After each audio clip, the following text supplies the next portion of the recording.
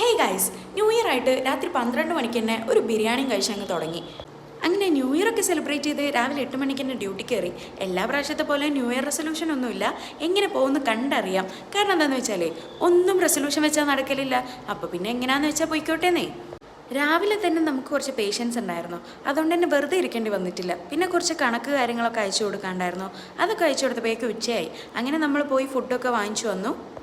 ഇന്ന് നമ്മൾ cook ചെയ്തിട്ടൊന്നുമില്ല, food പുറത്തുനിന്നാണ് വാങ്ങിച്ചത്. അങ്ങനെ ഫുഡൊക്കെ കഴിച്ചതിന് ശേഷം പിന്നെയും കുറച്ച് പേഷ്യൻസ് കാര്യങ്ങളൊക്കെ ഉണ്ടായിരുന്നു. പിന്നെ ഈവനിങ് ആയപ്പോൾ ടീയും സ്നാക്കൊക്കെ കുടിക്കാൻ വേണ്ടി പോയിട്ടുണ്ടായിരുന്നു.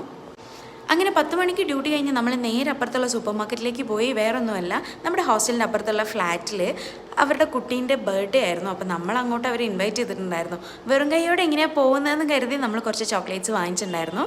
ഇതാ ഇവളുടെ ബർത്ത്ഡേ ആണ് കേട്ടോ. ഇവർ ശരിക്കും മലയാളീസ് അല്ല, ഡൽഹിക്കാരാണ്.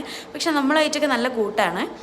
അങ്ങനെ കുറച്ച് ടൈം അവരുടെ കൂടെ സംസാരിച്ചിരുന്നു, പൂച്ചേനെയൊക്കെ കളിപ്പിച്ചിരുന്നു. പിന്നെ നമ്മൾ നേരെ ഫുഡ് കഴിക്കാൻ വേണ്ടിയിട്ടിരുന്നു.